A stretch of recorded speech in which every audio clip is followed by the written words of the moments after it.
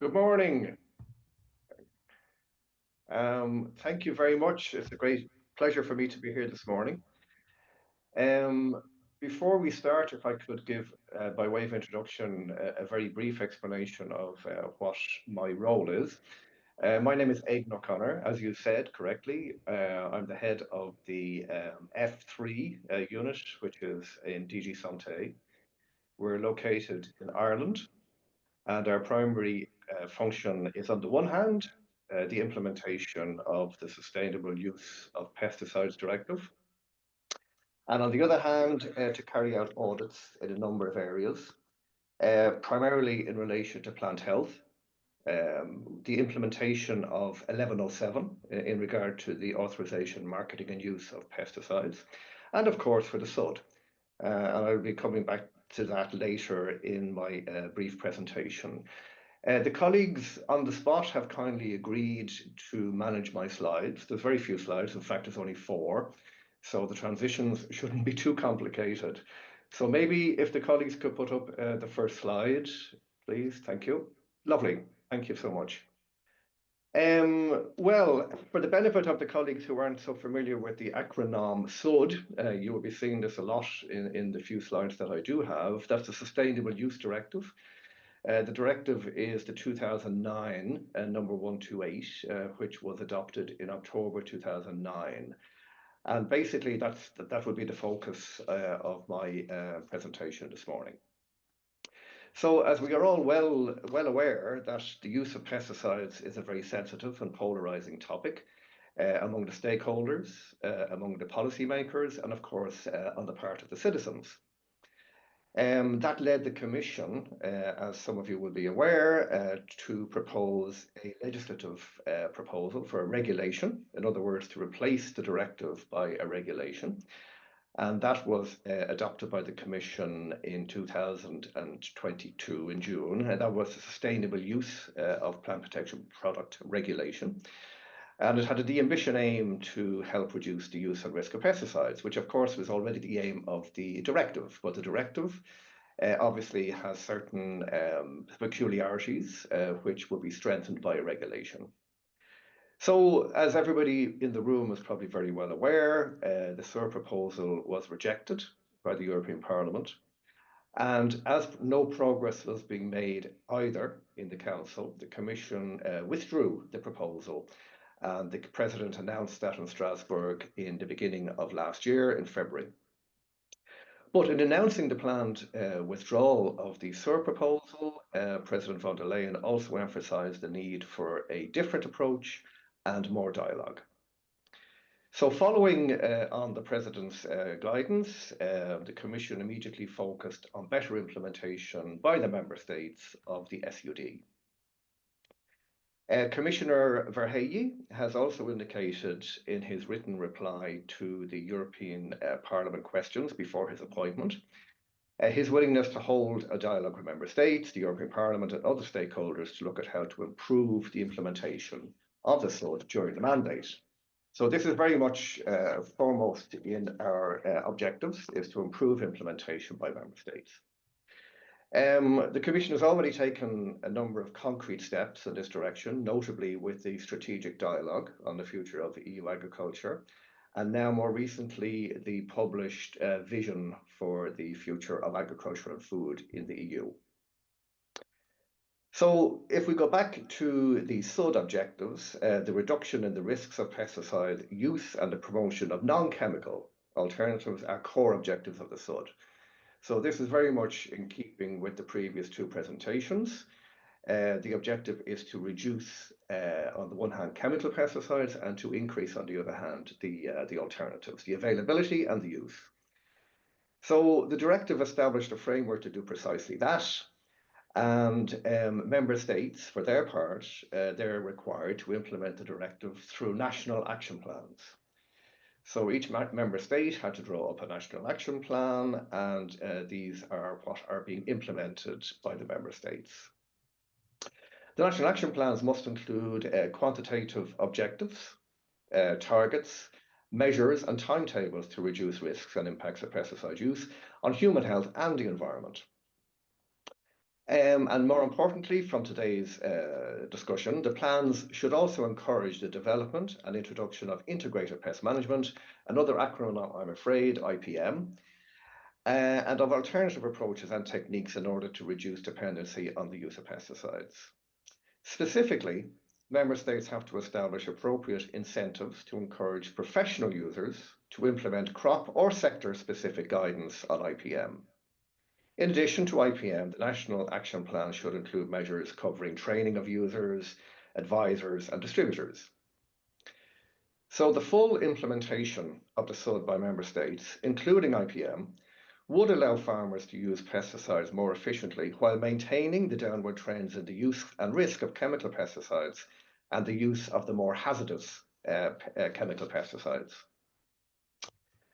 So we aim to help farmers to reduce the overall use and risk of pesticides while ensuring that they retain an effective pest control toolbox and sufficient effective alternatives to chemical pesticides. So as part of that, there are several ongoing projects supported by the Commission to promote the better implementation of IPM. And one example among others is the IPM Works, which operates with the objective to provide peer-to-peer learning for farmers on IPM. So I could kindly ask for the second slide, please. Thank you. There was a recent event which I think I wanted to highlight to you on the 11th and 12th of February this year. A webinar on pesticides and IPM was co-organised by DG SANTE and DG Agriculture.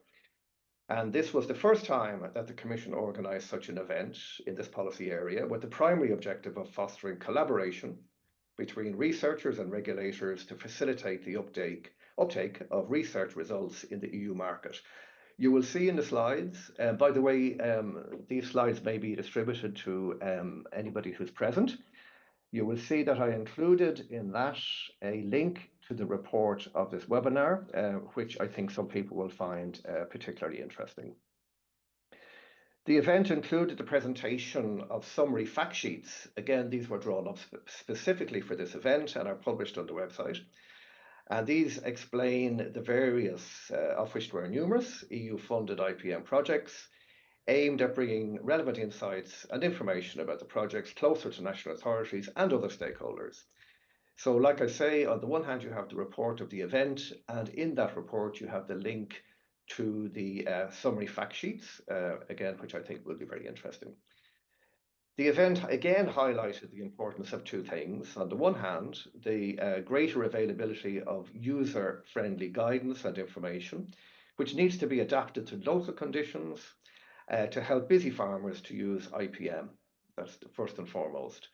And secondly, it highlighted the importance of the support needed in CAP for national state-funded and independent advisory services to incentivise the change. So apart from that, other actions that we've been taking to improve implementation have been that we have resumed the regular meetings of the SUD working group, which brings together the national experts who are responsible for the implementation of their national action plans in the various member states. And that gives us the opportunity to exchange good practice and to talk about issues at technical level across the member states.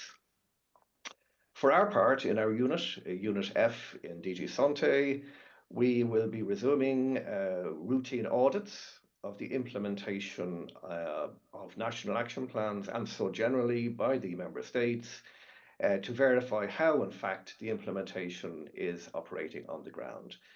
In 2025, we have published already our programme for the year, and we will be carrying out audits in 5 member states in 2025.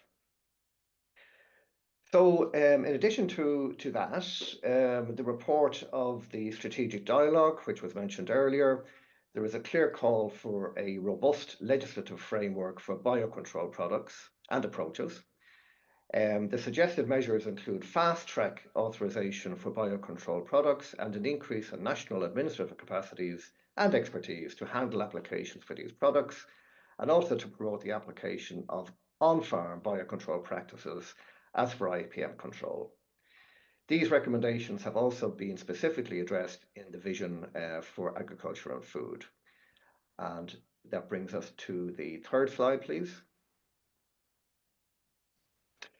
So already the Commission has undertaken a number of actions. It has adopted 4 regulations to facilitate access to the market for microorganisms, and 2 communications which list test methods and guidance documents which are recommended to fulfill the data requirements. Other guidance documents are already in place to facilitate approval of biocontrol-based solutions other than for microorganisms. We're also working towards improving the labelling of pesticides, and a public consultation has recently been launched on a draft regulation. The Commission is now committed to put forward a proposal in 2025 that accelerates the access for biopesticides to the EU market. It will provide a definition of biocontrol active substances, and this is something that has been asked for quite some time. It will introduce the possibility for member states to grant provisional authorizations for plant protection products containing such biocontrol active substances, while their evaluation is still ongoing, and it will create a fast-track procedure for their approval and authorization. So this work is very much ongoing.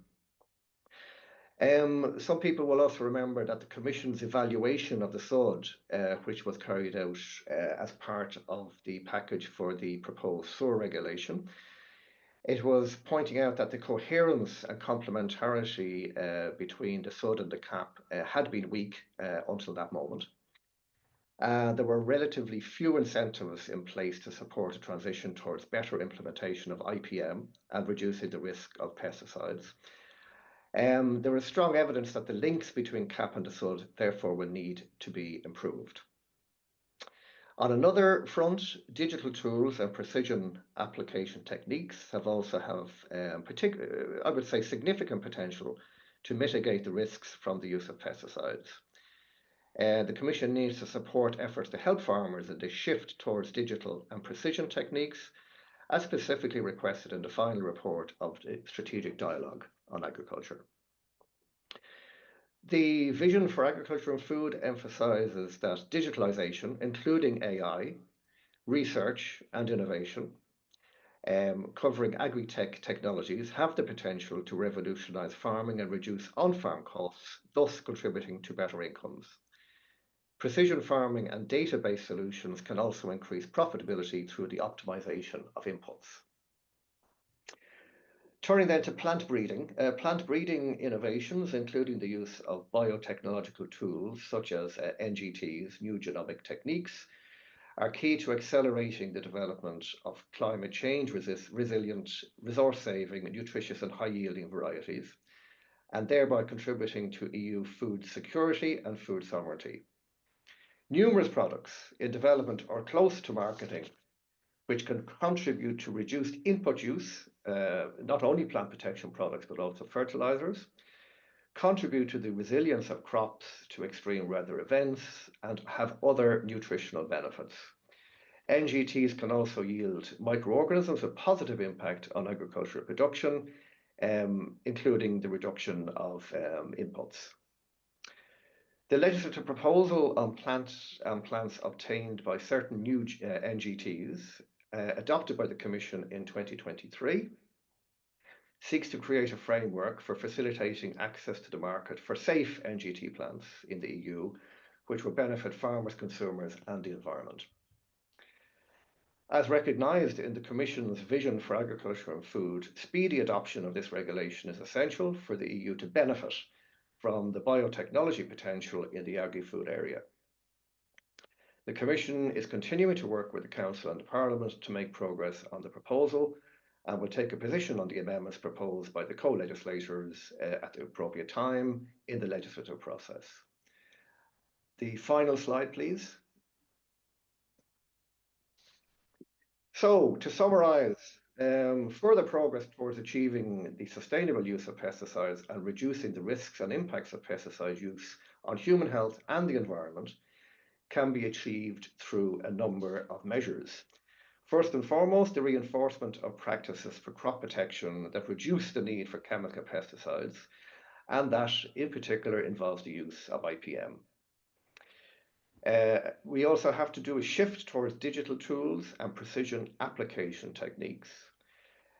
Greater availability of low-risk plant protection products, such as some biopesticides, as part of the toolbox available to farmers to protect their crops. Greater availability of user-friendly guidelines and information adapted to local conditions to help busy farmers use IPM. Supporting CAP for 1, national state-funded and independent advisory services, and 2, incentivising the change. We need to facilitate access to the market for safe, new genomic technique plants, which are more resilient.